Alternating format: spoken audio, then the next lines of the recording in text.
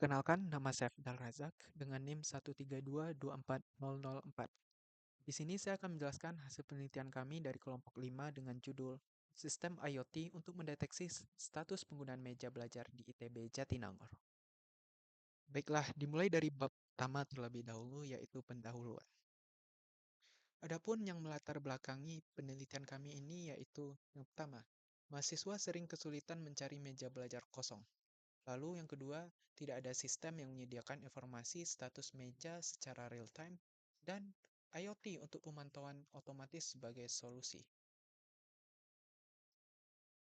Lalu berdasarkan latar belakang tersebut, dapat diambil rumusan masalah yang pertama yaitu bagaimana mendeteksi status penggunaan meja secara real-time.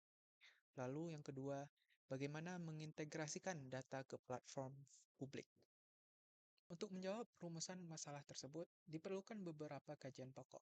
Yang pertama yaitu implementasi IoT untuk monitoring fasilitas publik, dan yang kedua integrasi sistem dengan platform publik, lalu yang ketiga yaitu tantangan dan batasan dalam pengimplementasian solusi. Berdasarkan rumusan masalah, maka tujuan penulisan karya ilmiah ini sebagai berikut. Pertama, mengetahui cara deteksi status penggunaan meja belajar tersedia atau terisi secara real-time menggunakan teknologi IoT. Kedua, mengetahui cara integrasi data status meja belajar ke dalam platform publik, misalnya website ataupun aplikasi. Selanjutnya yaitu mengenai anggapan dasar. Yang pertama yaitu pengertian IoT. Internet of Things merupakan suatu konsep yang bertujuan memperluas manfaat dari konektivitas internet yang tersambung secara terus-menerus. Lalu, Internet of Things bisa dimanfaatkan untuk memantau alat elektronik dari jarak jauh, salah satu contohnya yaitu sensor deteksi. Dengan memanfaatkan konsep IoT, kita dapat dengan mudah memantau secara online kondisi meja belajar di ruang lingkup ITB. Lalu selanjutnya yaitu mengenai hipotesis. Adapun hipotesis yang kami gunakan dalam penelitian ini yaitu status penggunaan meja belajar bisa dideteksi secara akurat dengan mengamati kondisi tekanan yang diberikan orang kepada meja dan kursi yang menempati suatu tempat tersebut. Kemudian informasi status dapat diperoleh mahasiswa ITB melalui aplikasi. Adapun metode dan teknik pengumpulan data yang kami gunakan, yang pertama yaitu studi literatur, lalu yang kedua yaitu observasi lapangan, yang ketiga wawancara, dan yang terakhir yaitu penyebaran angket. Lalu sistematika penulisan yang kami gunakan yaitu yang pertama menuliskan pendahuluan, yang kedua menuliskan teori dasar, yang ketiga menuliskan analisis penggunaan, dan yang terakhir yaitu menuliskan kesimpulan. Lanjut ke bab yang kedua yaitu mengenai teori dasar. Yang pertama yaitu definisi IoT. Internet of Things atau IoT adalah konsep teknologi yang memanfaatkan konektivitas jaringan internet untuk memfasilitasi komunikasi antar komponen or things yang terintegrasi dalam sebuah sistem. Lalu yang kedua yaitu komponen-komponen IoT. Jadi komponen-komponen yang kami gunakan yaitu meliputi ESP32 yang merupakan sebagai microcontroller utama. Yang kedua ada sensor ultrasonik HCSR04 yaitu berfungsi sebagai deteksi keberadaan, lalu MQTT sebagai protokol komunikasi, lalu breadboard, baterai, dan kabel jumper. Lalu yaitu pengertian ESP32. ESP32 adalah sistem mikroprosesor yang terintegrasi sistem on chip or SoC yang dikembangkan oleh Espressif System, dirancang khusus untuk aplikasi IoT dan perangkat embedded. Selanjutnya yaitu pengertian protokol MQTT. MQTT merupakan protokol pesan publish subscribe yang berdasarkan broker dan dibuat oleh IBM. Implementasi MQTT khususnya pada perangkat IoT memerlukan sumber daya yang lebih sedikit atau bandwidth rendah.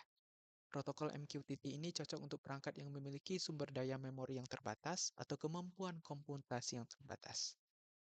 Yang terakhir yaitu konsep pengambilan data.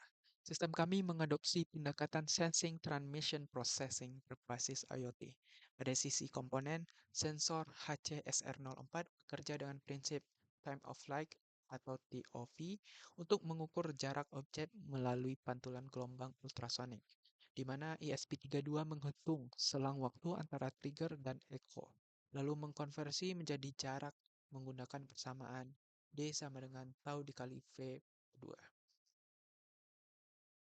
Adapun desain sistem atau hardware yang kami gunakan memiliki alur sebagai berikut.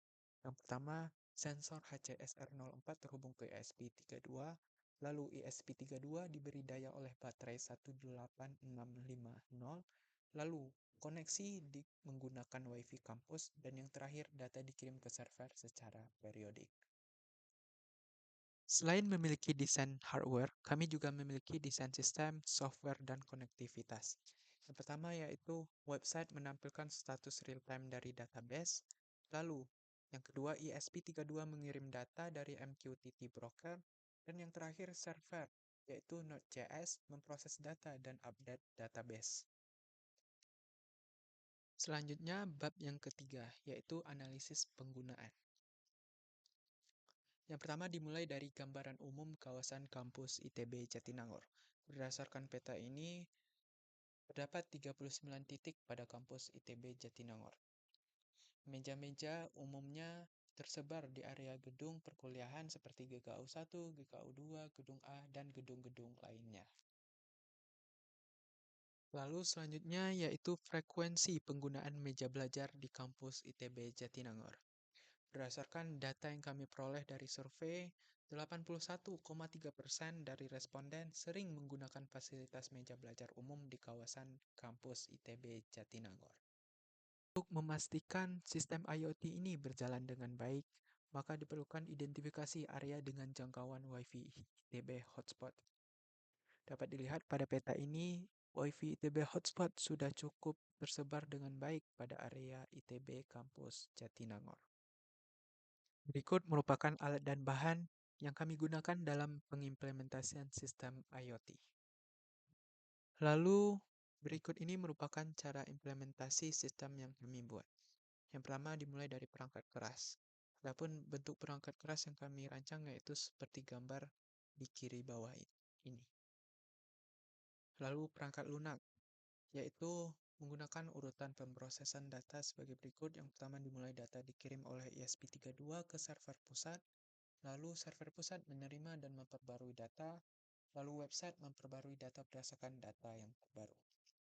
Lalu yang terakhir yaitu mengenai konektivitas, kami memanfaatkan layanan jaringan ITB Hotspot dan protokol MQTT, sehingga data akan diperbarui setiap 1 detik. Selanjutnya kita akan membahas mengenai dampak implementasi sistem IoT ini dalam mendeteksi status penggunaan meja belajar di ITB Jatinangor. Berdasarkan data survei, dapat dilihat bahwa 81,3% dari responden merasa akan terbantu dengan adanya sistem IoT di kampus ITB Jatinangor. Dengan adanya sistem ini, untuk mendeteksi status penggunaan meja belajar, akan membuat mahasiswa tidak perlu membuang tenaga dan waktu dalam mencari meja belajar yang kosong. Baiklah, selanjutnya kita akan membahas mengenai kendala dalam implementasi sistem IoT ini. Yang pertama yaitu ukuran dan jenis meja yang bervariasi pada kampus ITB Jatinangor, menyebabkannya butuhnya penyesuaian pengaturan pada sistem agar dapat berfungsi dengan benar. Lalu, pada banyak lokasi meja di ITB Jatinangor, juga terdapat beberapa meja yang tidak terjangkau oleh Wi-Fi ITB hotspot, sehingga sistem IoT ini tidak dapat berjalan dengan baik. Lalu yang terakhir yaitu banyak lokasi meja di ITB Jatinangor yang tidak memiliki sumber listrik, sehingga sistem ini tidak memiliki daya yang cukup dan bisa sustain agar terus berjalan. Baiklah, kita telah sampai pada bab yang terakhir yaitu mengenai kesimpulan dan saran. Berdasarkan penelitian dan karya ilmiah yang kami tulis, dapat ditarik dua kesimpulan. Yang pertama yaitu status penggunaan meja belajar di ITB Kampus Jatinangor dapat dideteksi dengan bantuan sensor ultrasonik yang dikombinasikan dengan microcontroller. Yang kedua, pengambilan data dari sensor dapat dikirim ke sebuah server, lalu diintegrasikan dengan tampilan antarmuka website, sehingga dapat dengan mudah diakses oleh para mahasiswa melalui internet hotspot ITB. Terakhir yaitu saran. Berdasarkan penelitian ini, sebaiknya survei dapat selalu dijalankan secara berkala. sehingga penelitian sistem IoT dapat dievaluasi dan dikembangkan lebih lanjut sesuai dengan kebutuhan pengguna dalam kondisi lapangan. Jadi itulah ringkasan dari penelitian yang kami lakukan. Atas perhatiannya kami ucapkan terima kasih.